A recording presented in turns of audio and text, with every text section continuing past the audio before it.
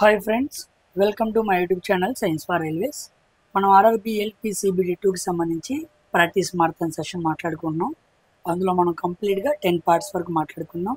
లాస్ట్లో నేను 10th part video upload చేశాను. ఈరోజు మనం 11th పార్ట్. సో మనం ప్రాక్టీస్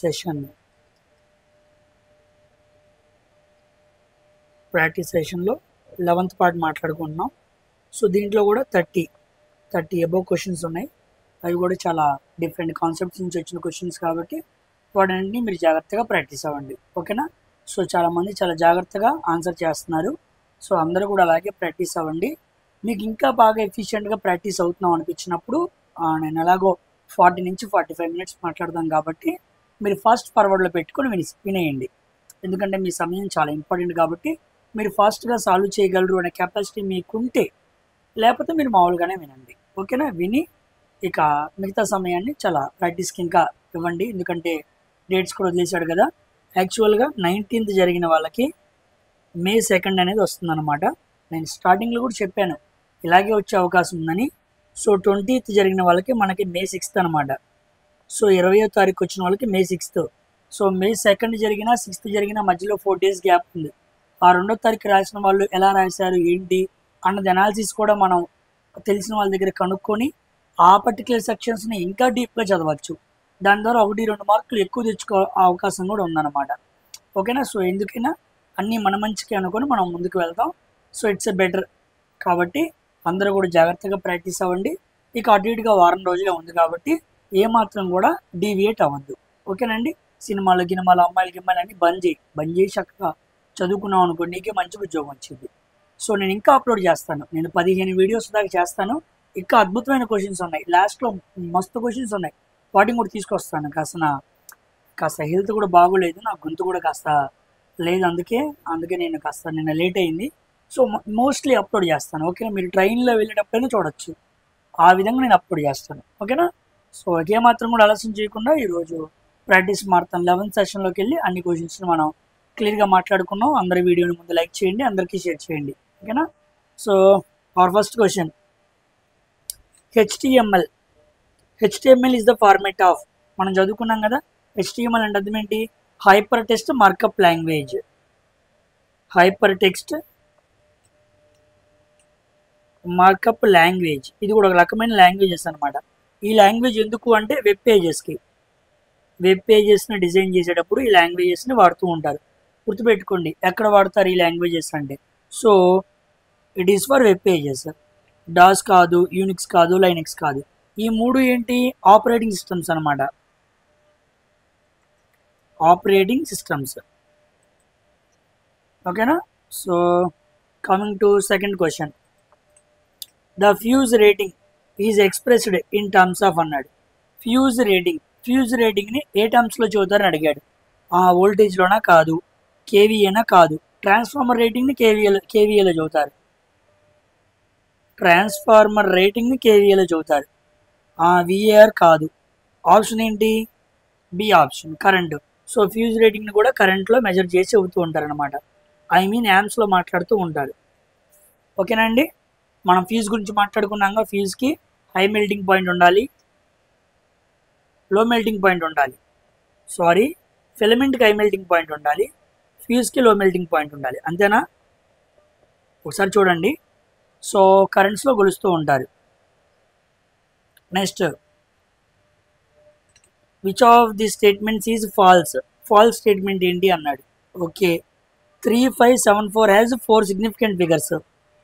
ఓకే, 3, 5, 7, 4 కరెక్టే. 3, 5, 7, 4 ఉన్నాయి. నెక్స్ట్ 1, 2, 3, 4, 5 దీంట్లో 5 సిగ్నిఫికెంట్ ఫిగర్స్ ఉన్నాయి అన్నాడు. ఇది కరెక్టే. నెక్స్ట్ 1, 2, 3 మాత్రమే ఉన్నాయి. ఇది కరెక్టే. ఇక మిగిలిపోయింది ఏంటి? థర్డ్ ఆప్షన్ అనమాట. 1, 2, 3, 4 మాత్రమే ఉంటే వాడేమన్నాడు? 5 అన్నాడు. యాక్చువల్గా ఇడేముండాలి? 4 ఉండాలి. మనం మాట్లాడుకున్నాం కదా, డెసిమల్ తర్వాత మధ్యలో 0 ఉండొచ్చు, చివర 0 ఉండొచ్చు. కానీ ఇలా స్టార్టింగ్లో 0 ఉన్నప్పుడు అది నాన్ సిగ్నిఫికెంట్. ఇదిగోండి ఇక్కడ నాన్ సిగ్నిఫికెంట్గా లెక్కే లేదు. 1, 2, 3, 4, 5 అని వేసాడు, 4 ఉండాలి. ఇక్కడ చూడండి, ఇది నాన్ సిగ్నిఫికెంట్, ఇది నాన్ సిగ్నిఫికెంట్. 1, 2, 3 ఇదిగోండి 3 అని రాశాడు, చూసారా? ఓకేనా. డెసిమల్ తర్వాత ట్రైలింగ్ జీరోస్ కాదు, చివరిలో ఉండేవి కాదు, స్టార్టింగ్లో మనము నాన్ సిగ్నిఫికెంట్గా పరిగణించాలని మనం మాట్లాడుకున్నాం. అదనమాట question. So third option is the false statement. మిగతా 1, 2 and 4th options are right. ఓకేనండి. This comes under third question. Coming to fourth question. What B denotes in ABC of first aid? మన first ఎయిడ్లో ABC మాట్లాడుకున్నాగా. Air అంటే ఏంటి? A అంటే airway, B అంటే breathing, C అంటే సర్క్యులేషన్. సర్క్యులేషన్స్ జరగాలంటే నువ్వేం చేయాలి? కంప్రెషన్స్ చేయాలి. You need to make compressions for circulation. So B అంటే ఎయిర్వే కాదు, సర్క్యులేషన్ కాదు, అట్మాస్ఫియర్ కాదు, బ్రీతింగ్ అనమాట. B stands for breathing. This comes under 4th question. Coming to 5th question. Assuming no air resistance. Assuming no air resistance a heavy body falls అన్నాడు. Heavy body, air resistance అనేది లేదు. లేదు అంటే అర్థం ఏంటి? అది వ్యాక్యూమ్, అంటే zero air space. Zero air space ప్రాంతాన్ని మనం ఏమనాలి? వ్యాక్యూమ్ అనాలి. వ్యాక్యూమ్లో కొంత ఎత్తు నుంచి నువ్వు బరువైన వస్తువు, తేలికపాటి వస్తువు రెండింటినీ వేసినా అవి రెండు భూమికి ఒకే యాక్సలరేషన్తో కిందకి చేరతాయి. At the same acceleration as lighter body. కాబట్టి హెవియర్ బాడీ, లైటర్ బాడీ అంటూ ఏమి ఉండదు. ఆ రెండింటి మీద పనిచేసే గ్రావిటేషన్ సమానంగా ఉండిద్ది. ఒకవేళ ఎయిర్ రెసిస్టెన్స్ ఉందనుకోండి, హెవీ మీద ఎక్కువగా, లైటర్ బాడీ మీద ఎక్కువగా, హెవీ బాడీ మీద తక్కువగా అట్లా ఉండిద్ది అనమాట. అంటే ఉదాహరణకి మీకు ఏం చెప్పాలి? ఉదాహరణకు ఒక పుచ్చకాయ తీసుకోండి, ఒక కోడి ఈక తీసుకోండి. కోడి ఈక, ఒక పుచ్చకాయ, ఒక కోడి ఈక, ఈ రెండింటిని మనం వేసాం. వ్యాక్యూమ్ లేదనుకోండి, రెండు కిందకు వచ్చేస్తాయి. అర్థమైందా? అలా కాదు. ఒకవేళ వ్యాక్యూమ్ కాకుండా బయట ప్రాంతంలో అనుకోండి, పుచ్చకాయ బరువు ఎక్కువ కాబట్టి ముందు హెవీ బాడీ కిందకు వచ్చేసిద్ది, లైటర్ బాడీ మెల్లిగా వచ్చింది అనమాట. ఓకేనా, అర్థమైందా? సో ఎయిర్ రెసిస్టెన్స్ మీద ఆధారపడి ఉండిద్ది అనమాట. So third option is the right option for this 5th question. Coming to 6వ question. An iceberg density 900 kg/m3. Okay, density of ice 9000 kg/m3 ఇచ్చాడు. Is floating in the water. వాటర్లో float అవుతుంది. Water density అంతా 1000 kg/m3. Okay, the percentage of the volume of the ice cube outside the water. ఒక వాటర్లో ice క్యూబ్ని వేసాం, ice cube మొత్తం మునగదు, కొంతే మునిగిద్ది. ఎందుకు? వాటర్ డెన్సిటీ కన్నా తక్కువ ఉంది కదా, కాస్త తేలుతూ ఉండిద్ది. అయితే ఎంత ఐస్ క్యూబు వాటర్లో తేలుతుందని అడిగాడు. సింపుల్, ఈ మొత్తం వాటర్ని 100% అనుకో. ఓకేనా? అప్పుడు ఐస్ క్యూబ్ ఎంత? 90%. ఇది మొత్తం వాటర్ అనుకుంటే ఇది ఐస్ క్యూబ్ అనుకో. ఐస్ క్యూబ్లో 90% మునుగుంది, ఎందుకంటే 900 అనుకున్నాం కదా. 1000 అనేది 100% అనుకో, అజంప్షన్ చేసుకో. అప్పుడు 90% 900 kg అయింది. సో 90% ఐస్ క్యూబ్ అనేది ఆ వాటర్లో మునుగుతూ ఉంది, మిగిలిందంతా 10%. ఆ 10% తేలుతూ ఉండిద్ది.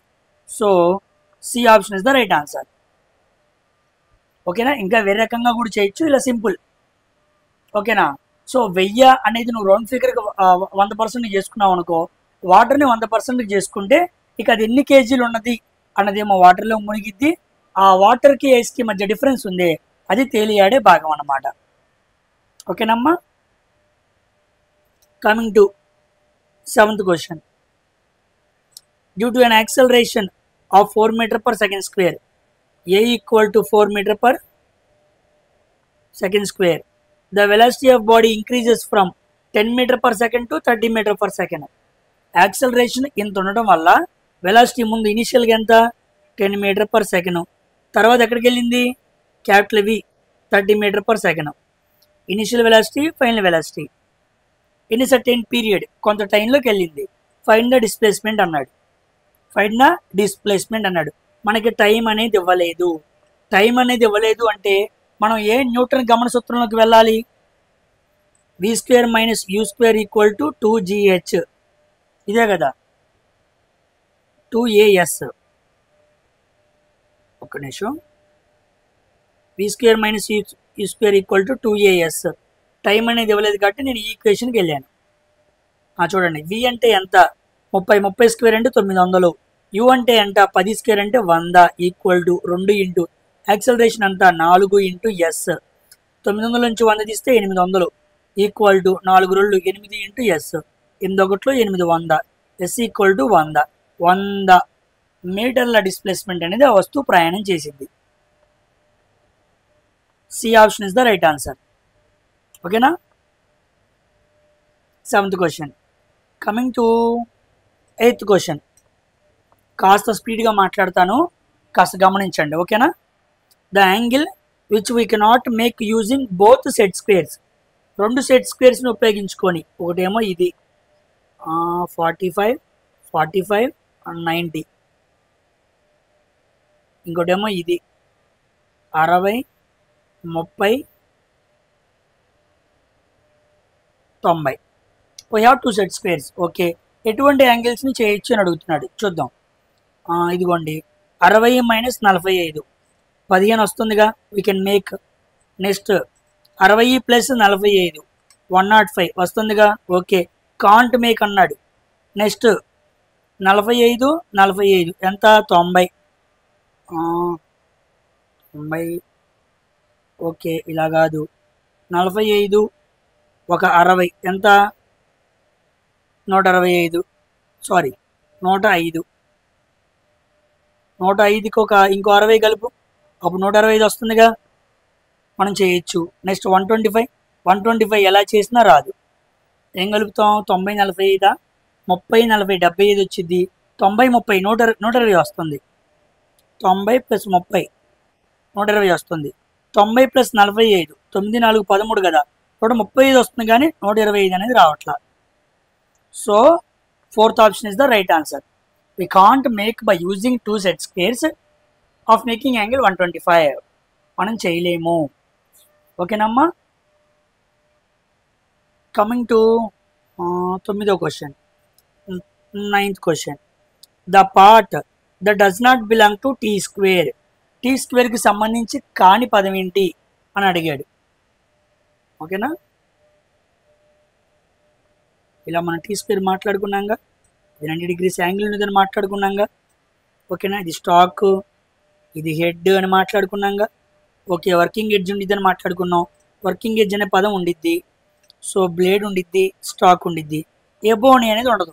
ఎబోని అనేది మనం డ్రాయింగ్ బోర్డుకి మాట్లాడుకున్నాం. Ebony edge. So 4th option is the right answer. So T square అనే ఇన్స్ట్రుమెంట్లో ఎబోని అనే సంబంధించిన పదం ఆ వస్తువుగా ఏమీ ఉండదు.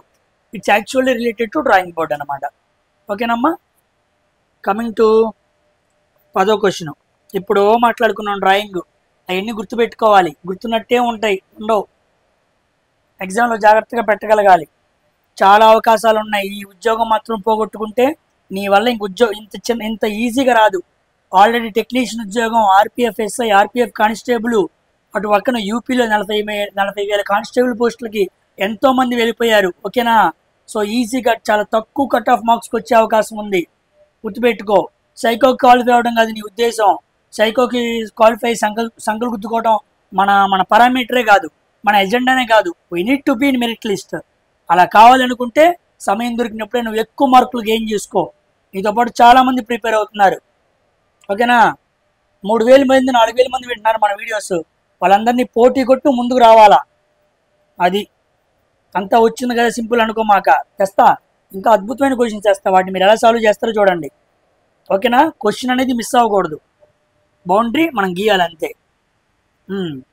The areas of the 2 subsequent sizes of drawing sheet are in the ratio అన్నాడు. మనకు తెలుసు పక్క పక్కన subsequent sizes of drawing sheet యొక్క ఏరియాస్ రేషియో ఎంత అన్నాడు. చూద్దాం. A0, A1, A2, A3, A4 ఇంతవరకు మాట్లాడుకుందాం. A0 అంతా 1 మీటర్ స్క్వేర్. మరి A1 ఎంత ఉండిద్ది? దాంట్లో సగం ఉండిద్ది. దాంట్లో సగం A2 ఉండిద్ది. దాంట్లో సగం A3 ఉండిద్ది. దాంతో సగం అంతే కదా. 1/8లో సగం ఎంత? 1/16. 1/4లో సగం ఎంత? 1/8. సో A0 A1 A2 ఇలా చూసుకుంటూ వెళ్తే A0లో సగం A1 A1లో సగం A2. ఇప్పుడు వాడేం అడిగాడు? సబ్సిక్వెంట్ అడిగి, అవునా కదా? చూద్దాం. ఫస్ట్ సబ్సిక్వెంట్ అంటే ముందు A1 తీసుకో, తర్వాత A0 తీసుకో. A1 ఎంత? 1/2. A0 ఎంత? 1. ఓకేనా? ఇంటూ 2 ఇంటూ 2 కొట్టు, అప్పుడు ఇది క్యాన్సిల్ అయిపోయింది. 1:2. అంతే కదా? నువ్వు ఇంకోటి ఏమైనా తీసుకో, ఇది ముందు A2 తీసుకో.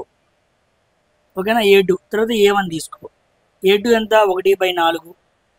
A1 ఎంత? 1/2. కింద పోవడానికి 4తో మల్టిప్లై చేస్తున్నా. 2 1 2 2. ఇదిగోండి 1:2.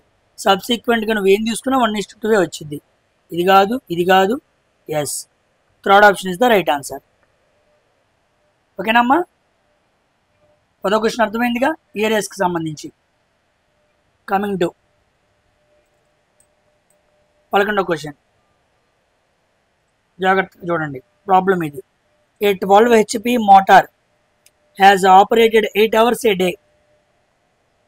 Hours equal to 8. How much it will cost at the rate of 50 paisa? 1 kWh వాళ్ళు ఖర్చు చేసేది 50 పైసలు. In 10 days. Days equal to 10. Okay, power ఎంత? 12 హార్స్ పవర్. హార్స్ పవర్ అంటే 746 వాట్స్. మనం చదువుకున్నాం కదా, ఒక హార్స్ పవర్ ఎంత 746 వాట్స్. ఇప్పుడు మనం యూనిట్స్ కనుక్కోవాలి. 1 kWh అంటే ఒక యూనిట్ కాస్ట్ ఎంత? ₹1. అప్పుడు మోరల్గా వచ్చిన కాస్ట్ ఎంత అని అడిగాడు. ఇదిగోండి కాస్ట్ రూపీస్లో ఉంది కాబట్టి కాస్ట్ అడిగాడు అనమాట. How much it will cost అని అడిగాడు. చూద్దాం. ఫార్ములా ఏంటి? Watts into hours into days by 1000.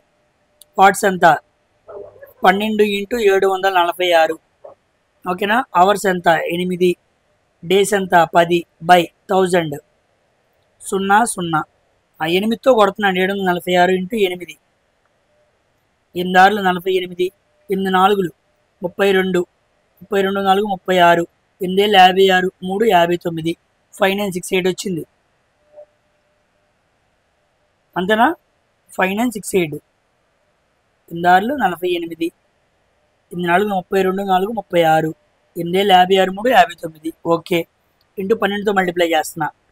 12 ఉంది కదా, 12 96. 12 6 72. 72 9 81. 12 9 108. 108 ఓ 2 కలుపు 116. 12 5 60. 61 71.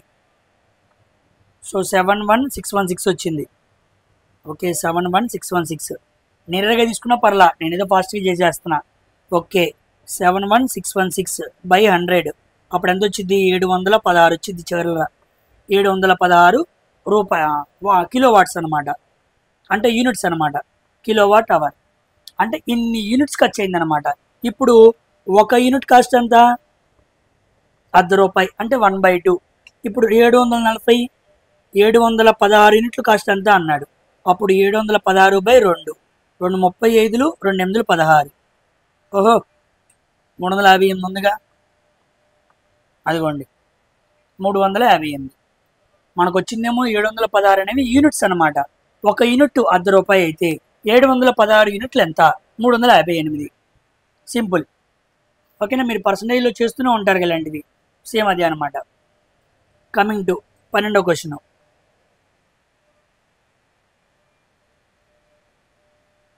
చూడండి 12వ క్వశ్చన్.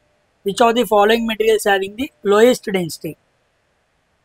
మనకి M2, M3, M1, M4 అనే 4 ఆబ్జెక్ట్స్ ఇచ్చాడు.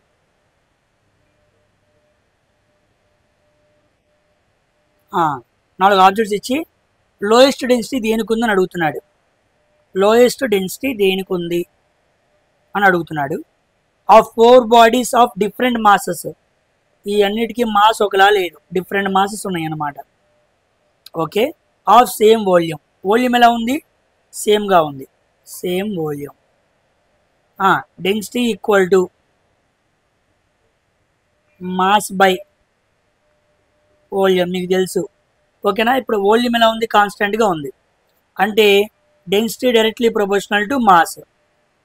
అవునా కాదా? ఓకే, ఇప్పుడు వాడు ఏమడిగాడు? మాస్ లోయెస్ట్ డెన్సిటీ దేనికి అని అడిగాడు. అంతేని అడిగింది, లోయెస్ట్ డెన్సిటీ.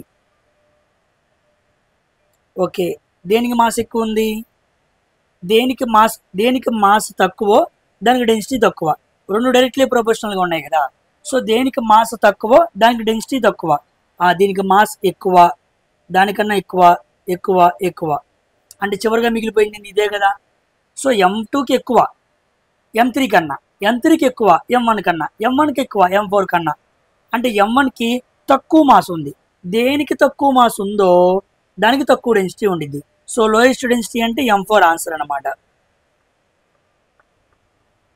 పాయింట్ అర్థమైందా? The object which has lower mass that will have lower density. ఎందుకు? కాన్స్టెంట్గా వాల్యూమ్ ఉంది అని చెప్పాడు కాబట్టి. ఓకేనమ్మా, అర్థమైందా? కమింగ్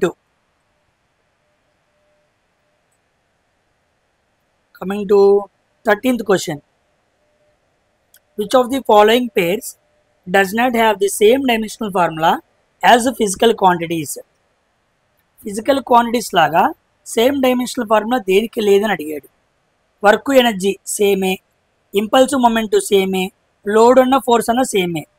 ఫోర్స్కి ప్రెజర్కి ఒకే డైమెన్షనల్ ఫార్ములా ఉండదు, డిఫరెంట్ డైమెన్షనల్ ఫార్ములా ఉండిద్ది. ఈ మూడింటికి సమానంగా ఉండిద్ది. ఓకేనా? సో 13th క్వశ్చన్కి ఆన్సర్ ఏ అనమాట, ఆప్షన్ ఏ ఆన్సర్ అనమాట. నెక్స్ట్ 13th అయిపోతే 14th. The full form of S. మనం సిమ్ వాడుతూ ఉంటాం కదా, సిమ్ అంటే ఏంటి అన్నాడు. Subscriber identity module, subscribers identity mission, self identity mission, self identity module. So subscriber identity module అనేది రైట్ ఆన్సర్ అనమాట. ఈ మూడు కాదు, మనం వాడే సిమ్కి అబ్రివేషన్ ఏంటంటే subscriber identity module. Coming to 15th question. an object starts moving from rest అన్నాడు. అంటే initial velocity 0. Okay, with constant acceleration a equal to constant. Okay, it's velocity అనేది దేనికి డైరెక్ట్లీ ప్రపోర్షనల్గా ఉండిద్ది అని అడిగాడు. ఏంటి? an object starts from rest having constant acceleration, its velocity is dash. అంటే దేనికి డైరెక్ట్లీ ప్రపోర్షనల్గా ఉండిద్ది అన్నాడు. నోటును మొదటి కామన్ ఏం పెడతాం చూడండి, టైం ఏం లేదు కదా, అది పెడద్దాం.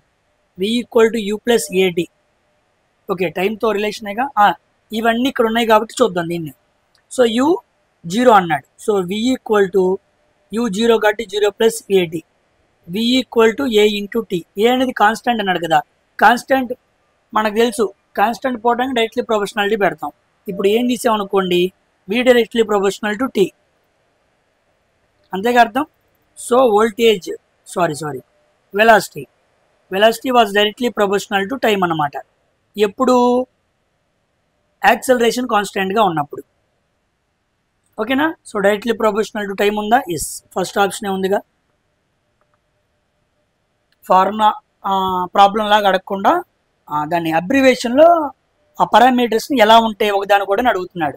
యాక్సలరేషన్ కాన్స్టెంట్గా ఉన్నప్పుడు వెలాసిటీ అనేది టైంకి డైరెక్ట్లీ ప్రొపోర్షనల్గా ఉండిద్ది when a body starts from rest. Okay అమ్మా, కమింగ్ టు 16th క్వశ్చన్ అన్నా. Yes, 16th question. A regular cone is rested on a base on horizontal plane, its front view will be అన్నాడు. ఇది horizontal, ఇలా cone ఒకటి ఉంది, ఇలా cone పెట్టాం. ఓకేనా? అయితే దీని ఫ్రంట్ వ్యూ అన్నాడు. దీని ముందు వైపు నుంచి ఇలాగే చూస్తున్నాం అనుకోండి, ఇలా స్క్రీన్ మీరు చూస్తుందే ఫ్రంట్ వ్యూ అనుకోండి. అప్పుడు మనకి ఏం కనపడుతుంది? ఇది కనపడుతుంది. పిన్ మారుస్తాను మీకు అర్థమైంది. ఇదిగోండి, ఇది కనపడుతుంది. ఇది ఎలా ఉండిద్దో ఇది కూడా అలాగే ఉండిద్ది, స్లాంట్ హైట్ కాబట్టి. సో ఇది ఏ, ఇది బి. దాన్ని ఏ ట్రయాంగిల్ అనాలి? ఐసోస్సెలేస్ ట్రయాంగిల్ అనాలి. రెండు సైడ్స్ ట్రయాంగిల్లో ఉన్న 3 సైడ్స్లో 2 సైడ్స్ ఈక్వల్గా ఉంటే దాన్ని ఐసోస్సెలేస్ ట్రయాంగిల్ అనాలి. తెలుగులో సమద్విబాహు. ద్వి అంటే 2, సమద్విబాహు త్రిభుజం అంటారు. సో సర్కిల్ కాదు, స్కేలింగ్ కాదు, ఈక్విలేటరల్ కాదు, isosceles triangle. So when you see the front view of a cone lying on a horizontal plane, its front view will be ఎలా ఉండిద్ది అంటే ఇట్స్ isosceles triangle. ఓకేనమ్మా. Coming to 17th question.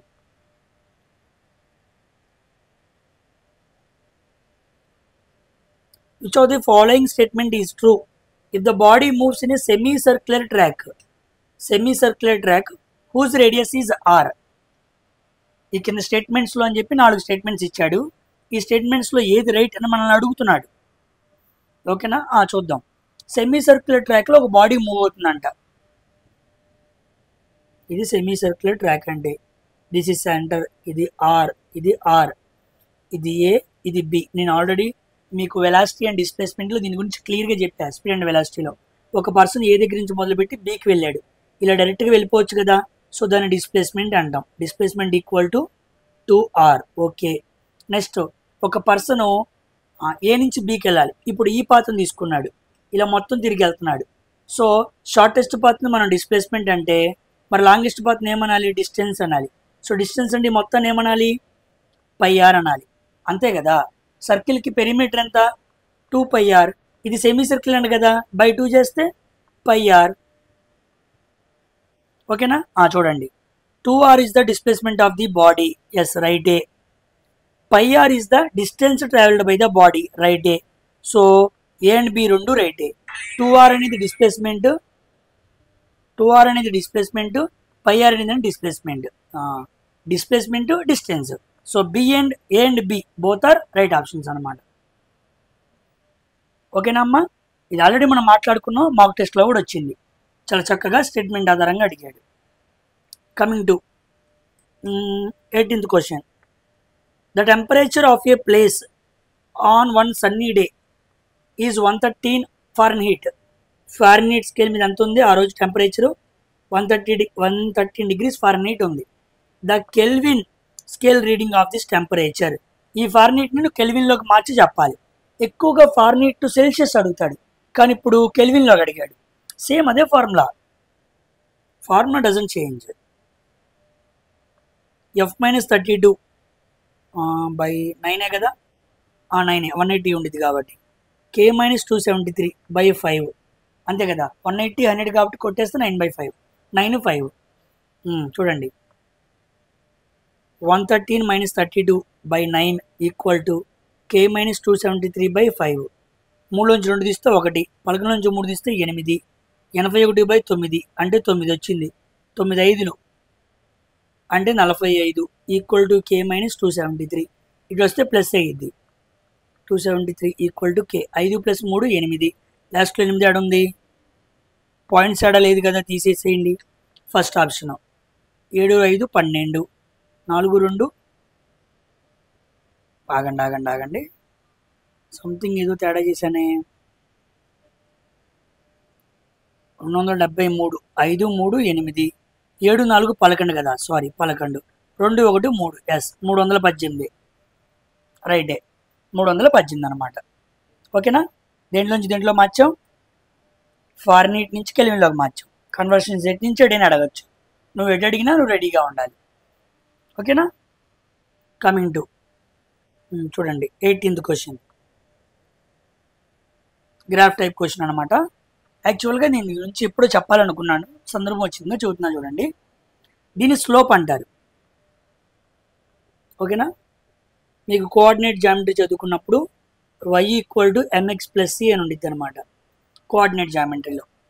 So మనం దాన్ని ఎలా రాసుకోవచ్చు అంటే v = i × r + 0 అనమాట. ఓకేనా, సారీ r × i. ఇది మనకి స్లోపు. ఇక్కడ v = r × i + 0 అనమాట. అంటే ఈ స్లోప్ ఫార్ములా ఎలా ఉందో ఇక్కడ కూడా ఆ ఫార్ములా అలాగే ఉంది. స్లోప్ ఫార్ములా మనం ఏం రాసుకుంటాం, 1/r1, దీనికి అనుకోండి 1/r3, దీనికి అనుకోండి 1/r2. ఆ స్లోప్ ఒక వాల్యూ తెలియాలి అంటే 1/లో మెజర్ చేస్తాం అనమాట. ఓకేనా. ఇప్పుడు మనం స్టార్టింగ్ చూసాం అనుకోండి, 1/r1 ఎక్కువ ఉంది. దేనికన్నా 1/R3 కన్నా, దేనికన్నా 1/R2 కన్నా. ఇది దీని నుంచి వచ్చింది మనకి. ఎందుకంటే ఒకటో వాల్యూ ఎక్కువ కంపేర్ టు 3 కంపేర్ టు 2. కానీ ఆ వాల్యూస్ని డైరెక్ట్గా రాసుకోకూడదు, స్లోప్ మోడల్లో రాసుకోవాలి, ఎందుకంటే స్లోప్ ఇచ్చాడు కాబట్టి. దీనికి అసలు మనం మార్చామనుకోండి, R2 greater than R3 greater than R1, దీన్నే మనం క్యాన్సిలేషన్ చేస్తే అది వచ్చింది అనమాట. R2 greater than R3 greater than R1. దీన్ని ఇంకా ఇది గ్రేటర్ దెన్లో ఉంది, ఓకేనా. ఇప్పుడు మనం లెస్ దెన్లో మార్చుకుందాం, అప్పుడు ఏమైంది, రివర్స్ అయింది. So R1 less than R3 less than R2 అనమాట. ఇది అంటే ఆ స్లోప్ యొక్క వాల్యూ ఏంటి, R1 లెస్ దెన్ దేనికన్నా, R3 కన్నా, దేనికన్నా, R2 కన్నా. So B option is the right answer.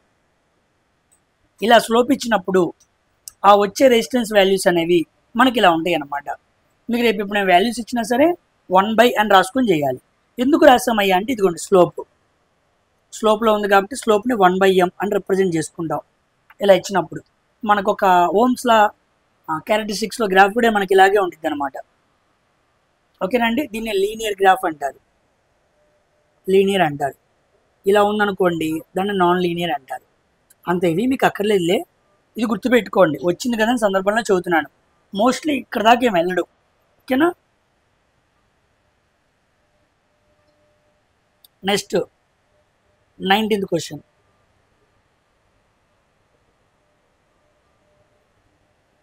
Matching ఇచ్చాడు, జాగ్రత్త చూడండి. వెయిట్ దేనికి సంబంధించింది, weight is a vector quantity, దానికి డైరెక్షన్ ఉంది, మ్యాగ్నిట్యూడ్ ఉంది. నెక్స్ట్ జీ అనేది ఈక్వేటర్, జీ ఈక్వేటర్ దగ్గర ఎలా ఉండిద్ది, మినిమంగా ఉండిద్ది, మినిమంగా అంటే బీకి 1, ఇదిగోండి బీకి 1, ఏకి 3, ఇదిగోండి ఏకి 3, బీకి 1 ఎక్కడ ఉంది, ఇదిగోండి ఏకి 3 బీకి 1, ఒక్క ఆప్షనే ఉంది కాదు, అయిపోయింది. A3 కాదు, A3 కాదు, A3 కాదు, దొరికిపోయింది. ఫస్ట్ ఆప్షన్ చూసే పెట్టేయచ్చు. వెయిట్కి vector 3, G equator minimum, poles దగ్గర ఉండిద్ది మ్యాక్సిమం, 4 దానికి సి, ఎస్ కరెక్టే. సెంటర్ దగ్గర 0 ఉండిద్ది, డి దానికి 2. So third option is the right answer. చూస్తానికి పెద్దగా కనపడుతున్నా, ఇట్స్ అ సింపుల్ క్వశ్చన్, ఓకేనమ్మా. కమింగ్ టు 20వ question. The weight of the body, assertion మాట్లాడుతున్నాను. ఈ మధ్య ఇలా బాగా అడుగుతున్నాడు, ఇలా మనల్ని అడుగుతాడు, అర్థమైందా. స్టేట్మెంట్స్ డేటా సఫిషియన్సీ రూపంలో అడిగి కన్ఫ్యూజ్ చేస్తాడు, మీ కాన్సెప్ట్ మీద మంచి గ్రిప్ ఉండాలి. The weight of a body decreases as the height of the earth increases. నేను చెప్పాను, ఇది సర్ఫేస్ నుంచి ఒక వస్తువుని నువ్వు తీసుకెళ్ళిపోయి కొంత ఎత్తులో పెట్టావు, భూమి యొక్క ఉపరితలం నుంచి కొంత ఎత్తులో ఒక వస్తువుని పెడితే జీ వాల్యూ ఏమైంది, హైట్ ఆఫ్ ది ఎర్త్ పై నుంచి కొంత ఎత్తులో పెట్టావు కాబట్టి జీ వాల్యూ ఏమైంది, డిక్రీజ్ అయింది. So if height increases G value decreases. Yes, A అనేది right, assertion right. Next earth is not a complete sphere. అవును, ఎర్త్ కంప్లీట్ స్పియర్ కాదు, అదొక ఓవెల్ షేప్లో ఇలా ఉండిద్ది అనమాట. సో కంప్లీట్ స్పియర్ కాదు అంటే ఆర్ కూడా రైటే, కానీ ఏకి ఆర్కి ఏ రిలేషను లేదు. So both A and R true, but R is the not correct explanation of A. R అనేది ఏకి కరెక్ట్ ఎక్స్ప్లెనేషన్ కాదు, కానీ ఏ అండ్ ఆర్ రైట్, ఓకేనా. ఎర్త్ కంప్లీట్ స్పియర్గా ఉండకపోవటానికి కొంత ఎత్తు ఎర్త్ పై నుంచి కొంత ఎత్తు పైకి తీసుకెళ్తే జీ వాల్యూ తగ్గడానికి సంబంధం లేదు. అవి రెండు నిజాలే, కానీ ఒకదానికి ఒకటి సంబంధం లేదు, అదనమాట. So R is not the correct explanation for A. B option is the right answer. గుర్తుపెట్టుకోండి అమ్మా, డేటా సఫిషియన్సీ చాలా ఇంపార్టెంట్. నెక్స్ట్ 21వ question. Ecology is a study of relationship between which of the following అన్నాడు. Ecology అంటే మీకు ఏం చెప్పాను, ఎవరు తీసుకొచ్చారు ఈ పదాన్ని, ఎర్నెస్ట్ హ్యాకెల్. పేరు మర్చిపోకూడదు, ఎర్నెస్ట్ హ్యాకెల్ అనే వ్యక్తి ఈ టర్మ్ని ఇంట్రడ్యూస్ చేశాడు. ఓకే, ఏంటి ఇది ఏం తెలియజేస్తుంది అంటే, మ్యాన్ అండ్ ఫారెస్టా కాదు, సాయిల్కి వాటర్ రిలేషనా కాదు, హస్బెండ్ వైఫ్ అసలే కాదు. ఎస్, ప్రకృతిలోని జీవరాశులు ఏ ప్రకృతిలో ఉన్నాయి, ఆ రెండింటి మధ్య ఉన్న అవినాభావ సంబంధం ఎలా ఉంది, what is the correlation between them అని ఎక్స్ప్లెయిన్ చేస్తుంది. That is the exact meaning of ecology, ఓకేనమ్మా. కమింగ్ టు 22వ క్వశ్చన్ చూడండి. వాట్ ఎఫర్ట్ అడిగాడు. Is required to lift a load of 150 kg in wheel and axle. Load ఇచ్చాడు, so load అంటే మన భాషలో weight 150 kg. If the velocity ratio, okay velocity ratio 2.5 and the efficiency of a machine 75% ఇచ్చాడు. మనం ఏం కనుక్కోవాలి? Effort కనుక్కోవాలి. We need to find effort. Effort ఎంతో మనం కనుక్కోవాలన్నమాట.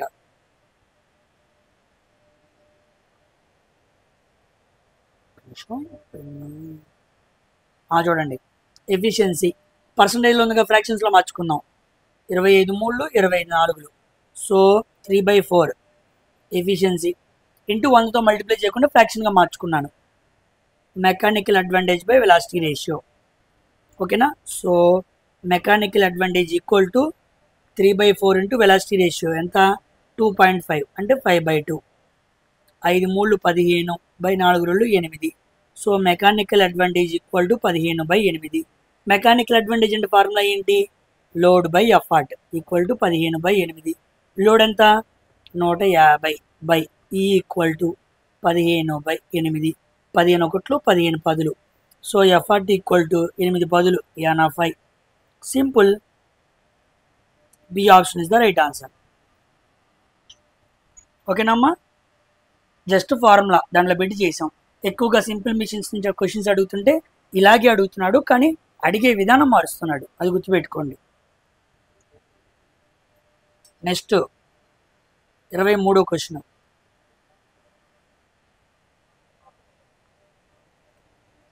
The resistance values of 3 resistors R1, R2, R3 are in the ratio 2:3:4 అన్నమాట. R1, R2, R3 ratio ఇచ్చాడు. 2x, 3x, 4x అదనమాట. ఎక్స్ వాల్యూ నాకు తెలియదు కదా, అందుకే 2x మెన్షన్ చేసుకున్నా. అది రేషియో కాబట్టి రియల్ వాల్యూ ఇచ్చా. 2:3:4 అనేది రేషియో. 2x, 3x, 4x అనేది రియల్ వాల్యూ. ఓకేనా? రేషియోస్ మీద ఐడియా ఉంటే మీకు ఐడియా వచ్చింది. Are connected in parallel and their equivalent. Okay, R equivalent equal to 24 ohms ఇచ్చాడు. So 1/R1 plus 1/R2 plus 1/R3 equal to 1/24. ఇదనమాట ఆడిచ్చింది. ఇప్పుడు R1, R2, R3 real values ఎంత అన్నాడు. చూడండి, 1/2x, 1/3x, 1/4x equal to 1/24. LCM ఎంత? 12x, 2 6లు, 3 4లు, 4 3లు, 6 4 10, 10 3 13. So 13/12x equal to 1/24. 24 ఒకట్లు 24 2. x equal to 13 2 26. 26 వచ్చింది. ఇప్పుడు 26 into 2, 26 2 ఎంత? 52. ఇది R1. 26 3 78. ఇది R2.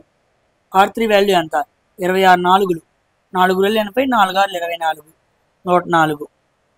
So B option is the right answer. 52, 78, 104 అనమాట. ఓకేనా? ఇలా మనకి రివర్స్లో కూడా క్వశ్చన్ అడిగే అవకాశం ఉంది, గమనించండి. Coming to 24th question. The ratio of shorter side of A4 sheet and the longer side of A3 sheet. Shorter side of A4 sheet, A4 short సైడ్కి, A3 లాంగ్ సైడ్కి రేషియో ఎంత, సైడ్ రేషియో ఎంత అని అడిగాడు. మనకి values తెలియాలి. A3 sheet ఎంత ఉండిద్ది? A3 షీట్కి వాల్యూ ఎంత గుర్తుందా? ఎంతో? 297 ఇంటూ 420. ఎలా చెప్పారు సార్? గుర్తుపెట్టుకున్నా. 3 9 27, 2 మిగిలిద్ది. 3 9 27 అంటే A3 అనేది ఉంటే ఇక్కడ 297 ఉండిద్ది అనమాట. మరి అన్నీ రాసుకోవడం ఎందుకు? టైం వేస్ట్ కదా. నెక్స్ట్ A4 అనుకోండి, దీన్ని సగం చేయి 210, దాన్ని అలాగే రాసుకో 297. ఓకేనా? సింపుల్. ఇప్పుడు A4 షార్ట్ సైడ్ ఎంత? 210. A3 లాంగ్ సైడ్ ఎంత? 420. 0 0, 27 ఒకట్లు 21 2, 42. సో 1:2 అనమాట. 4th option is the right answer. ఓకేనా? సింపుల్. కమింగ్ టు 25వ క్వశ్చన్.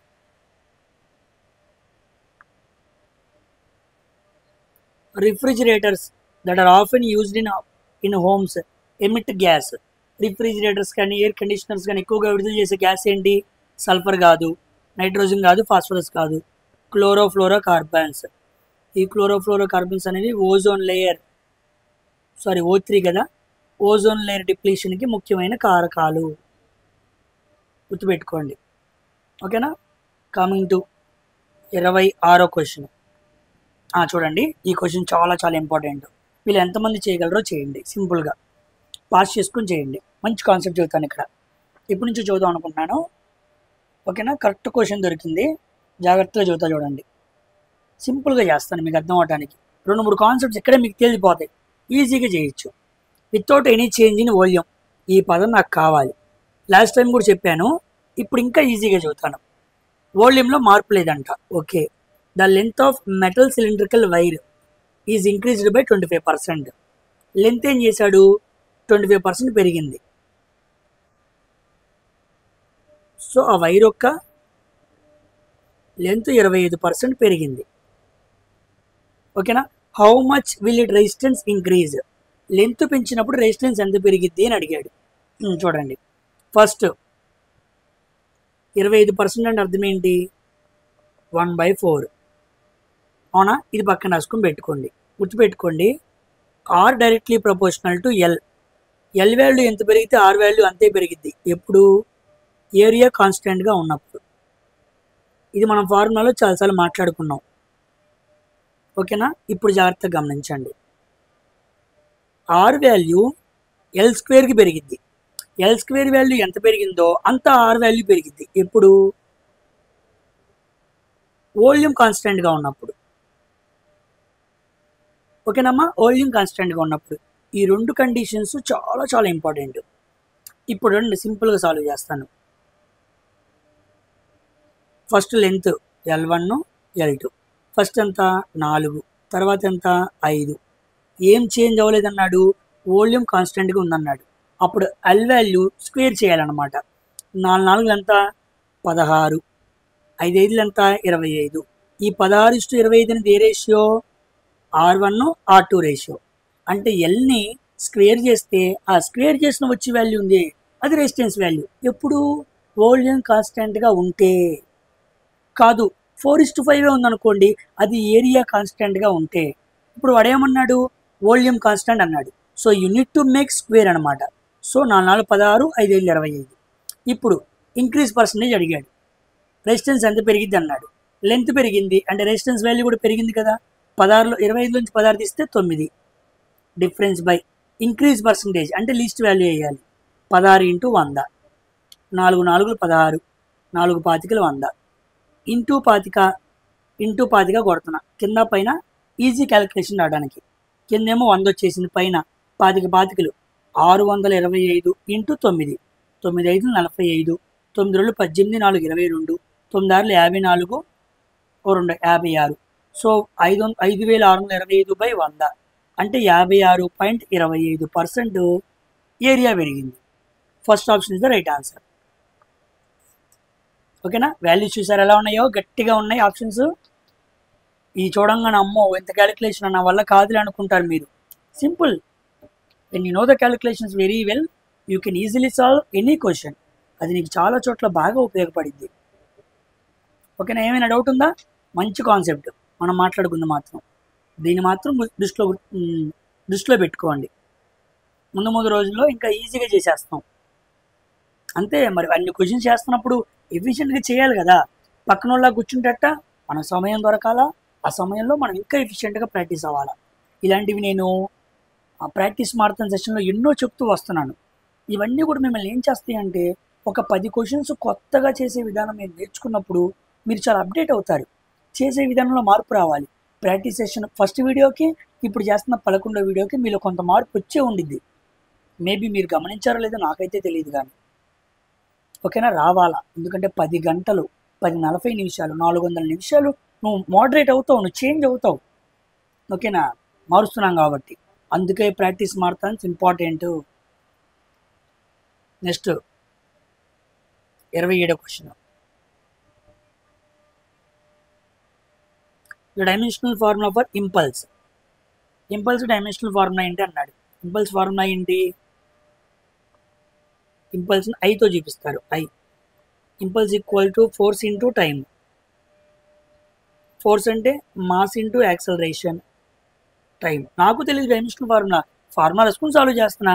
కరెక్ట్గా 30 సెకండ్లు పట్టదు. సింపుల్. మాస్ దీంట్లో కొలుస్తారు కేజీస్లో, యాక్సలరేషన్ మీటర్ పర్ సెకండ్ స్క్వేర్లో, టైంని సెకండ్లో. ఇక్కడ సెకండ్ ఇక్కడ సెకండ్ పోయింది. అప్పుడు KG into metre per second. KG అంటే m⁻1, మీటర్ అంటే l⁻1, ఎస్ అంటే t⁻1, పైకి వెళ్తే t⁻−1, m⁻1 l⁻1 t⁻−1. ఇదిగోండి second option. Second option is the right answer. m⁻1 l⁻1 కొన్నిసార్లు 1 ఉంటే మెన్షన్ చేయడు. ml ఉన్నా m⁻1 l⁻n ఉన్నా ఒకటే అనమాట. ఓకేనా? So second option is the right answer. Second option అంటే ఇదే కదా. ఎస్. ఓకేనా అమ్మా? Coming to 28th question.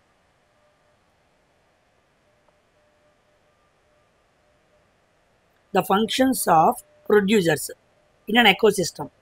ఎకోసిస్టంలో producers యొక్క పని ఏంటి అన్నాడు.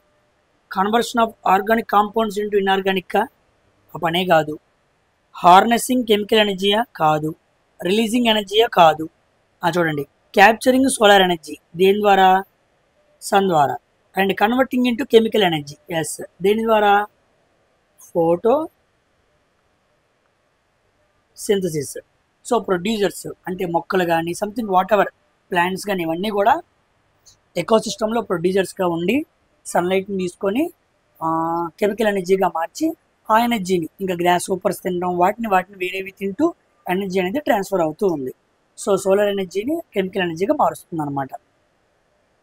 B option is the right answer for 28th question.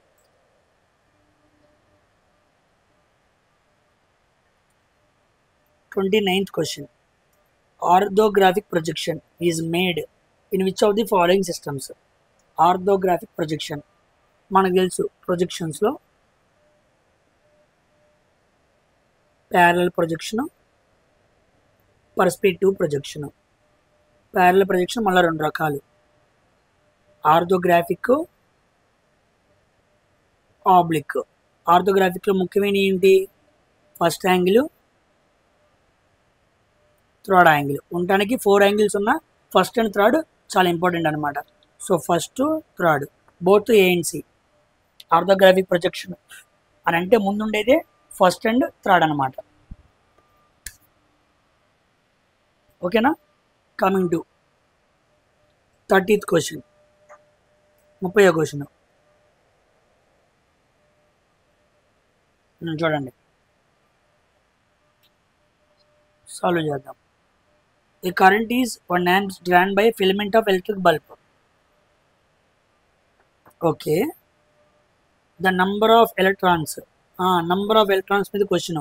Passing through a cross section of a filament in 16 seconds would roughly అన్నాడు. ఈ క్వశ్చన్ నేను ఎలక్ట్రిసిటీ ఎక్స్ప్లెయిన్ చేస్తున్నప్పుడు చేశాను కూడా. మరి మీరు ఎంతమంది గుర్తుందో నాకు తెలియదు. చూడండి, I equal to 1 amps. Number of electrons ఎన్ని అడిగాడు. Time equal to 16 seconds. ఓకేనా? ఇదన్నమాట మనకు తెలుసు. Q equal to N into ఈ.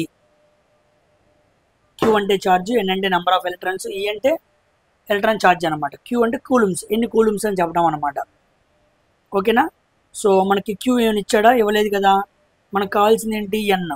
సో ఈ అంటే తెలుసు, ఈ ఈక్వల్ టు -1.6 × 10⁻−19.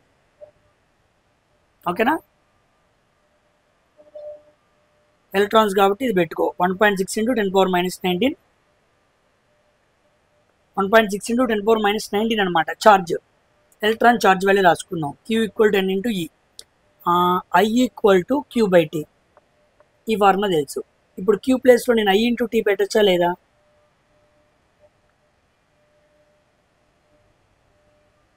అవునా కదా? దీన్ని తీసుకొచ్చి పెడుతున్నాను. So I into T equal to N into E. I అంటే ఎంత? 1 amp. టీ అంటే ఎంత? 16 సెకండ్లు. ఎన్ వాల్యూ ఎంత? తెలీదు. ఈ వాల్యూ ఎంత? 1.6 × 10⁻−19. నీకు n కావాలి, number of electrons. So number of electrons equal to 1/16/1.6 × 10⁻−19. ఓకేనా? ఇప్పుడు ఈ 19ని పైకి తీసుకెళ్దాం. 16 × 10⁻19 1/a⁻m పైకి వెళ్తే a⁻m అయిపోయింది బై 1.6 ఇంటూ 110 × 10 కొడుతున్నాను క్యాలిక్యులేషన్ ఈజీ అవ్వడానికి. సో 160 కాదు 10⁻19 × 10 10⁻20 అయిపోయింది కదా. 16 × 10⁻20 బై 1.6 × 10 16. ఇది కొట్టేశాను అనుకోండి, 1 × 10⁻20 ఎలక్ట్రాన్స్ ఉంటాయి అన్నమాట. So A option is the right answer. ఓకేనా? ముఖ్యంగా మనం సాల్వ్ చేయడానికి వాడిన ఫార్ములా ఇది. Q = N × E. Q అంటే కూలమ్స్ అనమాట. I = Q/T. Q ప్లేస్లో I × T పెట్టాను, N × E. I అంటే కరెంటు, T అంటే టైము, N అంటే నెంబర్ ఆఫ్ ఎలక్ట్రాన్స్, E అంటే ఛార్జ్. ఓకేనా? అదనమాట. ఇక 1 × 16 N × ఛార్జ్. N = ఇది తీసుకొచ్చాను. ఇంటూ 10 × 10 చేసా, మారదు కదా. 10 క్యాన్సిల్ చేస్తే ఏముంది, నా క్యాలిక్యులేషన్కి అనుగుణంగా మార్చుకున్నాను. అప్పుడు 10⁻19 × 10 10⁻20 కింద 16 పైన 16 క్యాన్సిల్. ఓకేనా? అర్థం కాకపోతే మళ్ళీ చూడండి. 31st question. ఓకే, సో దీంతో లాస్ట్ క్వశ్చన్ అనమాట. జాగ్రత్తగా సాల్వ్ చేయండి, ఎంతమంది చేయగలరో చూడండి. ఓకేనా? సింపుల్ క్వశ్చనే, ఎంతమంది చేయగలరో పాస్ చేసుకుని జాగ్రత్తగా సాల్వ్ చేయండి. చూద్దాం. A body is completely immersed in water. Completely immersed. Okay. Displaces 20 cm³ of water. ఇక్కడేమో మీటర్స్ ఉంది, ఇక్కడేమో సెంటీమీటర్స్ ఇచ్చాడు, అంటే మార్చుకోవాలి. ఓకేనా? సో వాల్యూమ్ ఇచ్చాడు కదా, వాల్యూమ్ ఈక్వల్ టు 20,000 cm³. మీటర్స్లో మార్చాలంటే బై 100/100/100 అంతే కదా. సెంటీమీటర్కి 100 మీటర్లు, 1 మీటర్కి 100 సెంటీమీటర్లు. సెంటీమీటర్లు మీటర్లో మార్చాలంటే బై 100 కొట్టాలి. 1 2 3 4 1 2 3 4 2/100 అంటే 0.02 m³. ఎస్, వాల్యూమ్ని నేను m³లోకి మార్చుకున్నాను. Next, if the mass of the body is 70 kg. ఇక్కడ కేజీస్లోనే ఉంది కదా, so mass equal to 70 kg. నాకు వాల్యూమ్ వచ్చింది, మాస్ వచ్చింది. Next, what is the relative density అని అడిగాడు. Relative density. ఓకే, ముందు డెన్సిటీ కనుక్కుందాం. Density equal to mass by volume. Mass అంతా 70. నెక్స్ట్, వాల్యూమ్ ఎంత 0.02. కింద 100 పైన 100తో మల్టిప్లై చేస్తాను, అప్పుడు సింపుల్ అయింది. 70,000 బై 0.02 ఇంటూ ఇలా కొట్టేస్తాను. ఓకేనా? అంతే కదా. అప్పుడు ఏమైంది, 2 1 2 35 35,000 వచ్చింది. ఇది అనమాట density. Density equal to 35,000 kg/m³. ఓకేనా? ఇప్పుడు ఏమన్నాడు, రిలేటివ్ డెన్సిటీ అన్నాడు. సంథింగ్ ఏడో తప్పు చేశానా? ఓకే, ఇంటూ 100 కదా, అప్పుడు 2 సున్నాలు 7,000 వస్తాయి. ఓకే, 3,500 వచ్చింది, అంతే కదా. ఇంటూ 100 అప్పుడు 1 0 2 సున్నాలు 3 సున్నాలు రావాలి. ఎస్, ఇది కొట్టేయండి. అప్పుడు కొట్టేస్తే 3,500 వస్తుంది. ఓకే, సో డెన్సిటీ ఎంత 3,500, నాట్ 35,000. ఇప్పుడు relative density equal to density of body by density of water, అంతే కదా. వాటర్ డెన్సిటీతో బాడీ డెన్సిటీని భాగిస్తే రిలేటివ్ డెన్సిటీ వచ్చింది. బాడీ డెన్సిటీ ఎంత 3,500, వాటర్ డెన్సిటీ ఎంత 1000. ఇది ఇచ్చాడుగా, 0 0 0 0 35/10 3.5. So relative density equal to 3.5. Yes, third option is the right answer. తెలిసిన క్వశ్చనే, ఎక్స్టెన్షన్ చేసి 2 ఫార్ములాస్ని కలిపి యూనిట్స్ని మార్చాడు. నువ్వు అన్నీ మార్చుకొని చేయగలవా లేదా, కన్వర్షన్స్లో నువ్వు ఎలా ఉన్నావు నేను టెస్ట్ చేయడానికి ఇన్విజిలేటర్ ఇచ్చిన క్వశ్చన్ అనమాట. ఓకేనా అమ్మా? సో అన్ని క్వశ్చన్స్ కూడా చాలా చాలా ఇంపార్టెంట్. ఇవన్నీ రైల్వే ఎగ్జామ్స్లో రావడానికి 100కి 80 to 85% అవకాశం ఉంది. కాబట్టి చాలా జాగ్రత్తగా ప్రాక్టీస్ చేయండి. ప్రతి క్వశ్చన్ని జాగ్రత్తగా చూడండి.